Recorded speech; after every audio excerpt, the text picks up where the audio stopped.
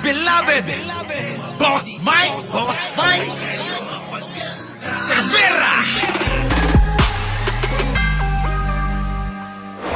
Oo, bumuhos ang suporta kay General Torre. Nako, bakit? Pasok. Pinakamataas Ako, mga kababayan ko, eto na. Pakinggan nyo, mga kababayan. Eto na. nagkaisa ang mga pinakamataas na opisyal ng Philippine National Police at mga alumni ng Philippine National Police Academy sa pagbibigay ng buong suporta kay PNP Chief Police General Nicolas Torre III. Ito na! Kasabay ng paninindigan para sa integridad ng institusyon, chain of command at paghahari ng batas. Sa magkakahiwalay na manifesto, kinundi na nila ang resolusyon ng NAPOLCOM na umunoy lumalabag sa kapangyarihan ng Chief PNP.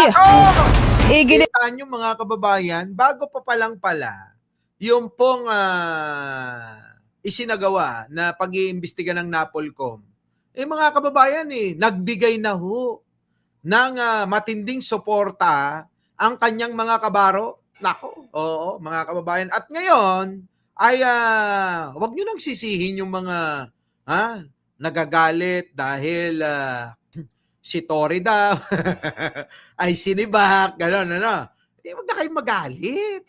Basta, mga kababayan, ganun talaga Oo. Marami talagang nagmamahal ngayon kay General Torre. Oo, Si General Torre kasi kakaiba Iba ang karisma nito, mga kababayan ko. Oo, matindi ang karisma. Tignan nyo naman yung mga ganyang itsura talaga, Pagka ganyang itsura talagang sumisikat Sumisikat to Yung mga ganyang itsura, tignan nyo na lang ho. Lalayo pa ba kayo?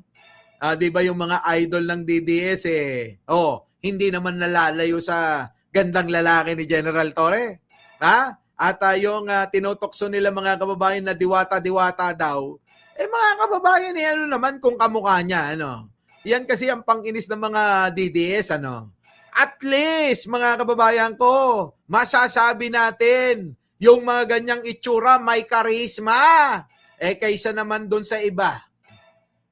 Mistiso. Mistiso. Yung uncle ni Jojo Chavez, mistiso. Kita nyo? Maraming pera. Di ba? Kahit pa may magandang ginagawa. Pero bakit parang walang dating, Walang dating para bang kahit na anong gawin. Di po ba? Pero etong si General Torre, maraming agad nagbigay ng kanilang mga simpatya. Nakikisimpatya di ba? Hindi, bakit yung tinanggal? Si General Torre. Gano'n Galit na galit sila, mga kababayan. Maling-mali yan, gano'n, Yung kanilang mga, yung kanilang mga hinaing, mga, kahit na anong gawin nung iba, magagandang lalaki, mistiso, di po ba? Mistiso, magandang lalaki, ano pa? Pero bakit hindi, hindi maibe-ibenta, hindi magustuhan ng mga Pilipino, Ewan ko, bakit gano'n, Hindi magustuhan ng mga Pilipino, Kahit pa, mga kababayan, ginawa ng lahat. Ginawa ng lahat. Namigay ng mga kung ano-anong mga klaseng pamamaraan para makatulong sa mga kababayan. Pero bakit ganun? Parang wala pa ring dating, Ewan ko. Mukhang ang mga Pilipino mas gusto nila yung mga itsurang General Torre talaga Di mo ba? Walang karisma Yan, nagalit ang mga kasama mong vlogger. Ewan ko sa kanila.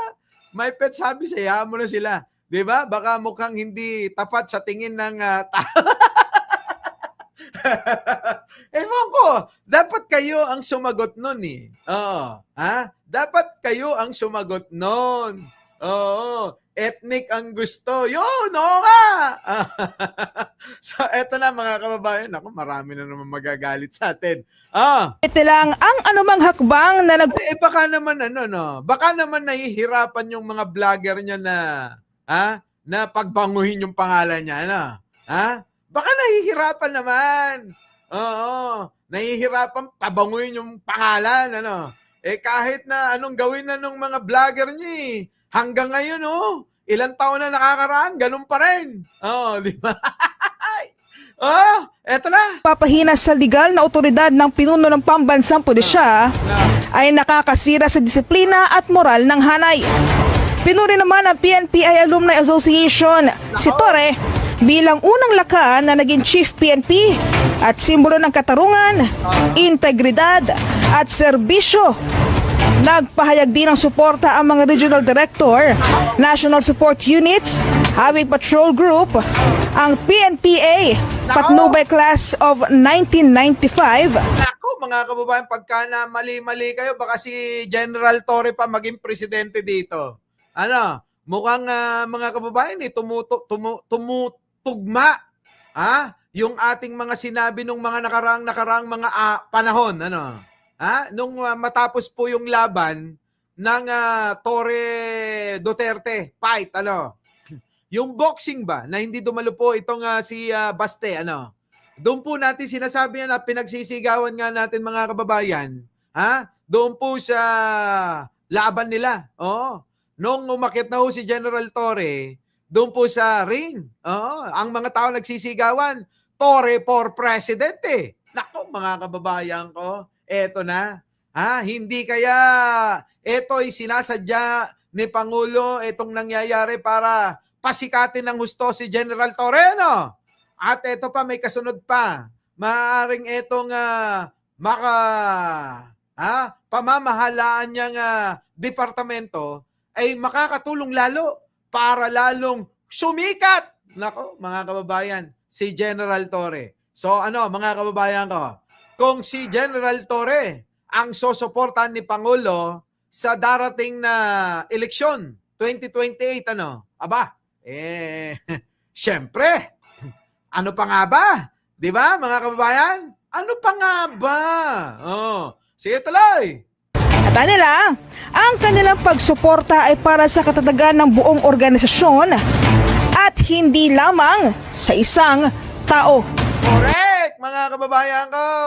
Dapat ganon, hindi lang dapat daw sa isang tao. Si Bako, Crocodile, Buday, General Torre, and for Vice President.